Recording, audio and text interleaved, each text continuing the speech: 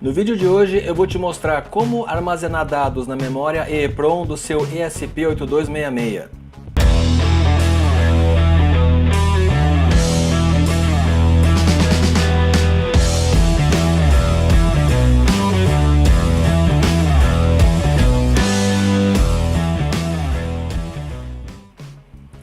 Olá, maker de internet das coisas, eu sou André Miquelon e seja muito bem-vindo ao canal Internet e Coisas. Já vou te convidar a deixar um like no vídeo e, se não for inscrito, se inscrever no canal. Hoje nós vamos falar sobre armazenamento de dados na EEPROM do seu ESP8266. Para fazer esse exemplo, nós vamos utilizar um ESP8266 modelo Node MCU e um sketch que eu desenvolvi, que eu vou deixar aí para download para você acompanhar também. Armazenar dados na EEPROM é uma das maneiras de gravar dados na memória permanente do seu ESP. Se você quiser ver outra opção também muito interessante, que é o SPI FSS, vou deixar o link, o card aqui para você verificar esse vídeo. O que é mesmo uma EEPROM?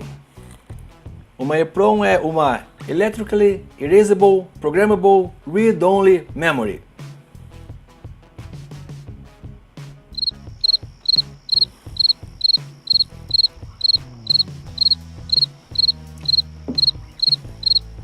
Ou seja, uma memória de somente leitura que pode ser eletricamente apagada e naturalmente regravada. O seu Arduino ele possui uma memória EEPROM que, conforme o modelo, o Arduino Uno, por exemplo, permite até 1K de armazenamento nessa memória permanente. O Arduino Mega já tem 4K de memória EEPROM para você armazenar. E nós vamos trabalhar com ela acessando com a biblioteca EEPROM. O ESP8266, na verdade, não tem nada disso. Ele não tem memória EEPROM. O que ele tem é, dentro da memória flash, um pedaço da memória flash alocado para emular memória EEPROM. E esse tamanho pode ser de 4 a 4096 bytes, ou seja, de 4 bytes a 4K. Vamos ver então como trabalhar com o ESP8266 utilizando a EEPROM. Aqui no sketch, que está para download, vamos analisar detalhadamente como é que nós vamos utilizar essa biblioteca. Declaro a biblioteca, EEPROM. Vou utilizar nesse exemplo a TimeLib, não tem nada a ver com a EEPROM, mas como eu vou utilizar um exemplo simulando o armazenamento de dados de uma aplicação de IoT, vamos simular o uso dessa biblioteca para armazenar data e hora no sketch. Parte de variáveis, isso é bastante importante. Você vai ver que tem algumas definições de variáveis um pouco fora do padrão do Arduino. Vou te explicar detalhadamente o porquê de cada uma delas. Nós vamos armazenar, na EEPROM, a gente tem que armazenar os dados byte a byte. É um armazenamento bastante baixo nível, assim, você tem que gravar byte a byte. E para isso você tem que entender como as variáveis são armazenadas na memória. Vou começar com o int8. O que significa isso? Uma variável inteira de 8 bits sem sinal, o UD unsigned, né, sem sinal. Essa variável corresponde à variável byte do Arduino e ela pode armazenar de 0 a 255, ou seja, 256 posições, 8 bits ocupando 1 byte. No nosso caso, a gente vai armazenar ela numa variável chamada luminosidade. Supostamente eu vou armazenar um valor de 0 a 100, correspondendo à luminosidade do ambiente. Um exemplo aí, 56 seria um valor. Depois eu tenho a int8, que é um inteiro também de 1 byte, 8 bits, só que ele tem sinal. Eu posso armazenar então números negativos de menos 128 a 127, que corresponde aí à variável char do Arduino. Nesse caso a gente vai armazenar aqui o fuso horário, que será menos 3. Então essas são as duas variáveis que ocupam 1 byte na memória. Agora a gente vai para variáveis de 2 bytes. Eu tenho um int16, uma variável de 16 bits, 2 bytes, que armazena de 0 a 65.535. No nosso caso, a gente vai armazenar a umidade, que seria um exemplo de 57.8. Depois eu tenho também a int 16, que tem então sinal. Eu armazeno de menos 32.768 a 32.768, equivale aí a variável short do Arduino, 16 bits, 2 bytes. Vejam que interessante que o armazenamento interno da variável que vai definir se ela é signed ou unsigned, ou seja, se ela vai permitir de 0 até o valor máximo ou de um valor negativo, passando por 0 até o valor positivo máximo. A gente vai agora para a variável de 4 bytes, ou seja, 32 bits, onde a gente tem o int 32 e a int 32, respectivamente, né? O int 32 seria a unsigned long, de 32 bits e 4 bytes. E eu tenho também a int 32, que corresponderia aí à variável long do Arduino. Com um int 32, eu consigo armazenar de 0 a 4.294.967.295 posições. E a int, naturalmente, é a metade disso, né? É de 0 para negativo e 0 para positivo. Ou seja, 2.147.483.648. É um número bastante grande, né? Então aqui, seguindo o nosso exemplo, a gente vai armazenar o int 32 data hora. Por isso a variável, por isso a biblioteca timelib, tá? A gente vai armazenar nessa variável o número de segundos, né? No padrão aí da timelib, que é um número bastante grande. Na int 32, nós vamos armazenar uma latitude e uma longitude. Você vai perguntar, tá, mas esses dados são decimais, como é que eu vou fazer isso? Vou mostrar um truque para você armazenar número decimal como inteiro. E a string, que no nosso caso aqui, a gente vai definir o tamanho dela de 20 posições. Como a gente pode arbitrar, né? Vamos armazenar aqui 20 posições. Lembrando que a string ela é armazenada sempre com a última posição como um byte 0. Isso é importante. Lembre disso então. E cada posição naturalmente vai ocupar um byte. Vamos adiante. Essa estrutura que está sendo definida aqui é importante. Uma vez que a gente entendeu como a variável é armazenada, eu vou criar então um mapeamento de memória para a estrutura que eu vou criar para a EEPROM, e tendo esses offsets que vão me permitir acessar, lembre-se, byte a byte, a posição de cada variável. Eu vou iniciar então com a posição 0, o offset sempre começa em 0, onde eu vou ter aqui uma variável chamada config luminosidade. O offset dela é 0. Como ela é um byte, eu vou armazenar então ela em uma posição. A posição seguinte, eu vou definir aqui o fuso horário, será o que? A config luminosidade mais 1, né? Uma posição a mais. Da mesma forma, a config umidade vem depois da config fuso horário, mais 1 byte. Agora, a umidade ocupa 2 posições, então a temperatura vai ser o offset da umidade mais 2. Da mesma forma, config data hora, temperatura mais 2 posições. Já latitude e longitude, eu vou começar aqui a partir do data hora. Data hora já são 4 posições, então minha latitude é data hora mais 4, longitude é latitude mais 4, usuário, que é a minha variável string, ela vai começar no offset da config longitude mais 4, né? E eu vou ter aqui uma constante que é o meu tamanho total da estrutura, que eu vou incrementar então a partir da config usuário 20 posições. Essa é a minha estrutura de mapeamento para acessar a EEPROM. Aí a pergunta, por que const byte? Por que não usar um define? Isso é uma dica também que eu te dou. O define, o que ele faz? Nada mais é do que uma substituição de texto que o teu compilador vai fazer a partir do teu fonte. Isso pode incorrer em uma série de erros, porque como ele simplesmente vai substituir o texto na hora da compilação, não existe nenhuma validação do tipo de dado que você está substituindo. Exemplo, se você fizer um define de uma string e tentar atribuir isso numa variável numérica, vai dar erro e você vai ver isso só na compilação. Aqui com o const, o que acontece? Além de definir uma variável, eu posso tipar ela. Isso é interessante porque evita referenciar essa variável depois posteriormente com o tipo errado. Então fica a dica, utilize const ao invés de define. Se você pesquisar um pouco na internet a comparação entre const e define, vai ver que tem vários argumentos a favor de utilizar const. Então fica aí a dica. Bom, agora a gente vai entrar propriamente nas funções de manipulação da EPROM, que eu sugiro você depois estudar uma por uma. Ela é um pouco baixo nível no sentido de trabalhar byte a byte, mas é bastante fácil se você pensar que está acessando as posições de memória da EPROM e lendo os dados. Muito importante, quando a gente inicializa a EPROM, o que acontece? É feita a cópia daquela região da memória para a memória RAM. E a partir daí ele fica trabalhando em memória RAM com os dados que você está criando. Então a primeira é para ler um int 8, tá? Ele vai me retornar aqui um int 8, lendo a posição da EPROM. Importante, eu estou fazendo essa tipagem aqui porque normalmente ele vai ler um unsigned int, que vai de 0 a 255. Então eu estou fazendo esse int para tipar e retornar de menos 128 a 127.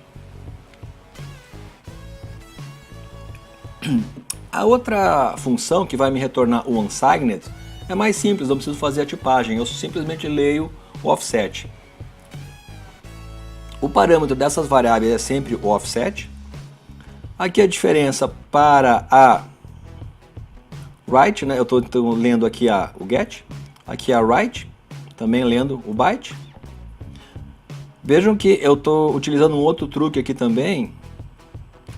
Eu tenho a mesma declaração de método, setEPROM int 8, e na assinatura desse método eu estou passando ora o int 8, ora o unsigned int 8.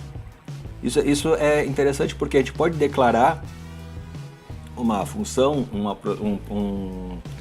com o mesmo nome, desde que eu consiga diferenciar na assinatura. É o que a gente está falando aqui, é o mesmo nome, mas com assinatura diferente.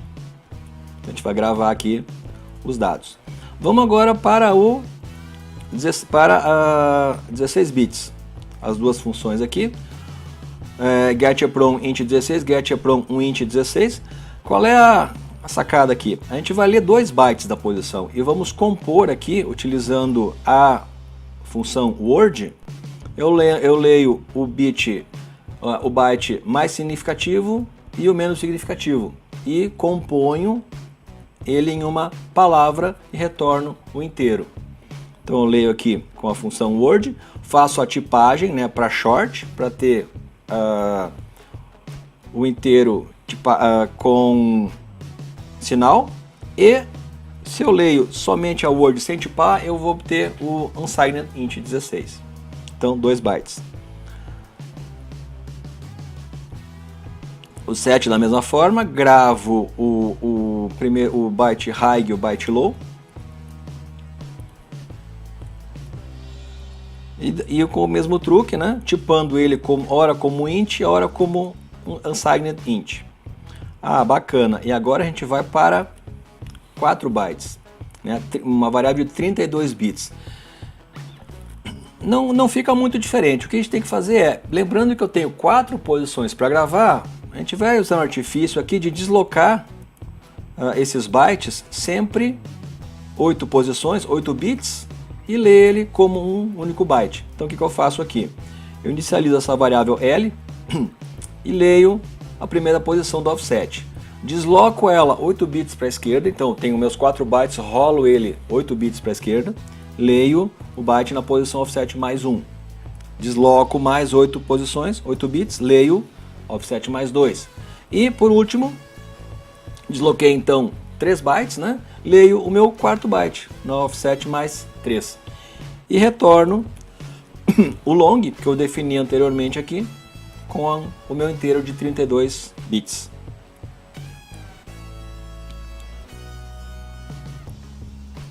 Mesma coisa aqui, a diferença é que eu defini a minha variável de retorno como uma unsigned int.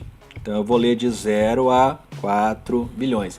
Vejam que o processo é o mesmo, só que a minha variável ora foi definida como uma int 32, ora como uma unsigned int 32.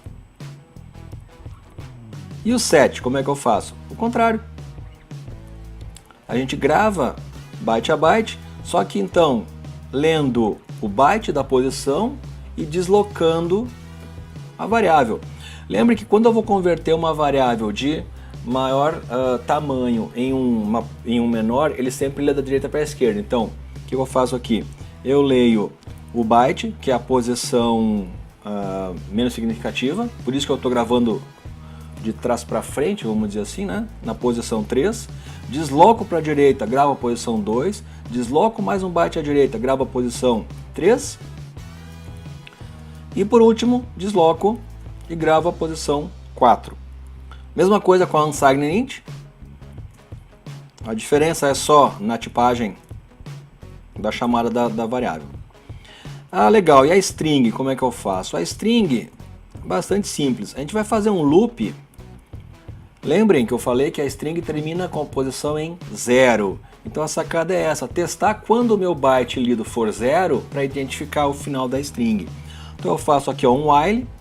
Esse while até poderia ser um while permanente, porque eu tenho um teste aqui para fazer o break. Eu coloquei ele para ser menor que o config total, só para eventualmente não gerar algum loop infinito. Então ele vai repetir até ler toda a estrutura que eu criei.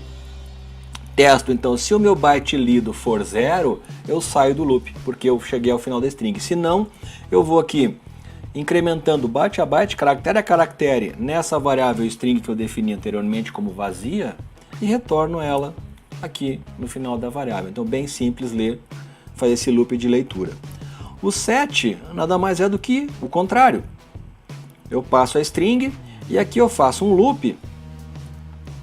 Observa que é o meu loop até ela ser menor ou igual ao comprimento da variável. Por quê? Para que eu consiga gravar um 0 na EPROM. Então eu faço esse loop, passo uma posição a mais do final para gravar obrigatoriamente o 0. Bacana? Então você estude aí essas funções, são bem interessantes.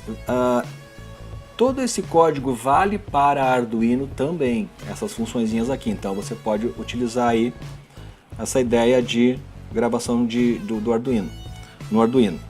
Aqui eu tenho algumas funções auxiliares.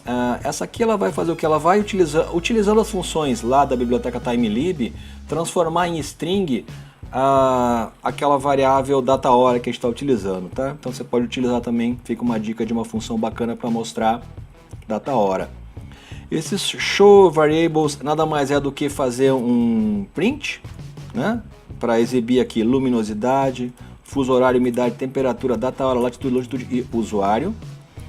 E aqui a gente chega propriamente no nosso sketch aí, o loop, a parte principal. Inicializo a serial para poder exibir os dados. Aqui eu vou usar o begin da EPROM. O que acontece? Quando eu faço um begin EPROM, ele vai copiar então da memória flash o tamanho de bytes que eu estiver alocando no begin. Então isso é muito importante. Quando eu faço um begin, eu estou fazendo uma cópia da memória flash para a EPROM. Ah, mas a EPROM cadê? Será que eu esqueci de falar? O ESP8266 não tem EPROM, ele tem uma emulação de EPROM a partir da memória flash. Então isso é bastante interessante, porque quando a gente vai trabalhar com o ESP8266, na verdade a gente está usando a memória flash, igual ao do SPIFFS. Tá? Só que aqui eu tenho uma emulação de EPROM, ou seja, eu tenho uma gravação um pouco mais baixo nível, diferente do File System, onde eu posso diretamente gravar e ler strings, né, gerar arquivos, diretórios e tudo mais. Então veja aí o card que eu coloquei sobre esse vídeo do SPIFFS. Vou iniciar aqui então, defino minhas variáveis. Aqui o truque que eu queria mostrar para você, ó. Luminosidade, fuso horário, 56 menos 3, beleza. Umidade eu quero um decimal. O que a gente vai fazer? Eu vou armazenar esse número decimal multiplicado por 10. Vou deslocar esse ponto decimal para transformar ele inteiro. Então, na verdade, o 57.8 eu vou armazenar como 578 na minha variável de 2 bytes. A temperatura, ela já é um número então que eu vou ter dados negativos, né? Então mesma coisa, eu quero uma temperatura de menos 0,5 graus, vezes 10 eu vou armazenar menos 5. Data hora é um número inteiro, bacana, grande, né?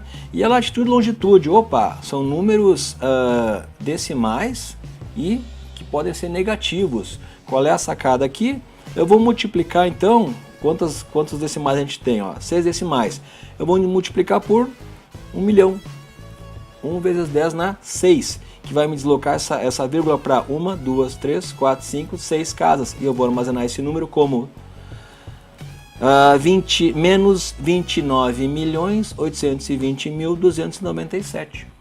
Assim como a longitude vai ficar menos 51.147.428.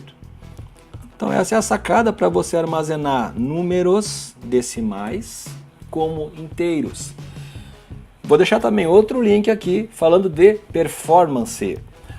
Procure sempre trabalhar com números inteiros, porque você vai ganhar uma performance muito, muito grande no seu software. Vou deixar o card aqui também.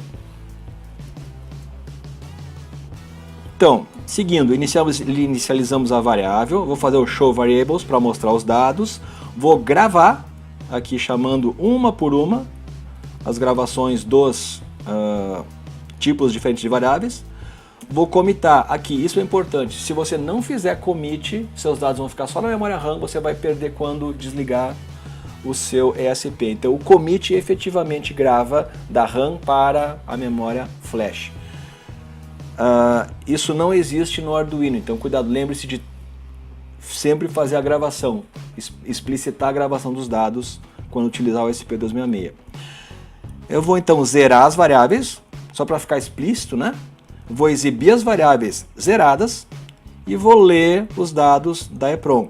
Claro que aqui, como a gente não desligou o ESP266, você vai pensar, ah caramba, já estava na memória, não faz diferença. Então eu sugiro para você fazer o seguinte, grave esse software, comente aquela parte de inicialização das variáveis e faça o seu software rodar a partir daqui, depois de gravar, óbvio. Você vai ver que ele vai inicializar direitinho lendo os dados da EPROM.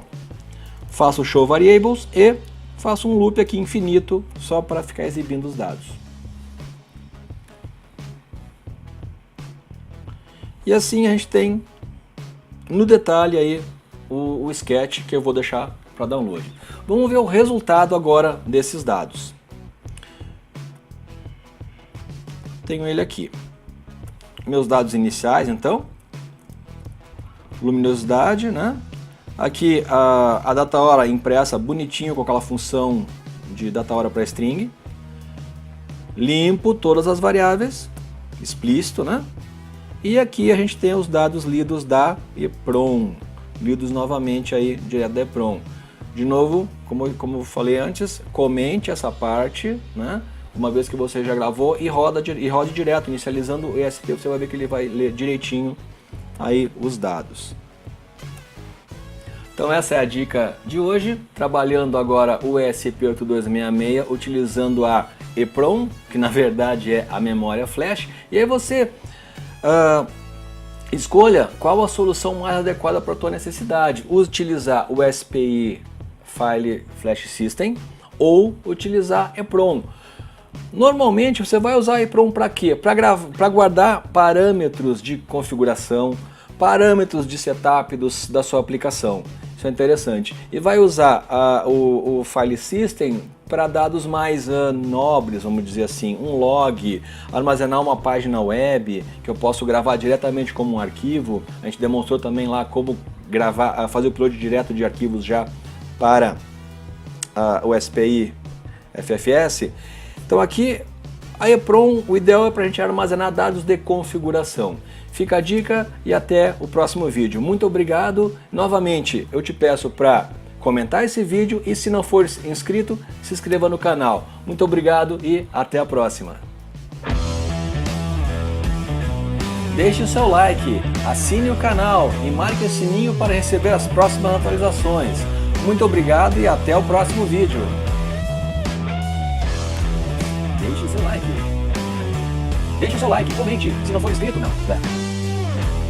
ESP8266 Node MCU. Electrically Erasable Programmable Read-Only Memory. Electrically Erasable Programmable Read-Only Memory. Electrically Erasable Programmable Read-Only Memory. EEPROM.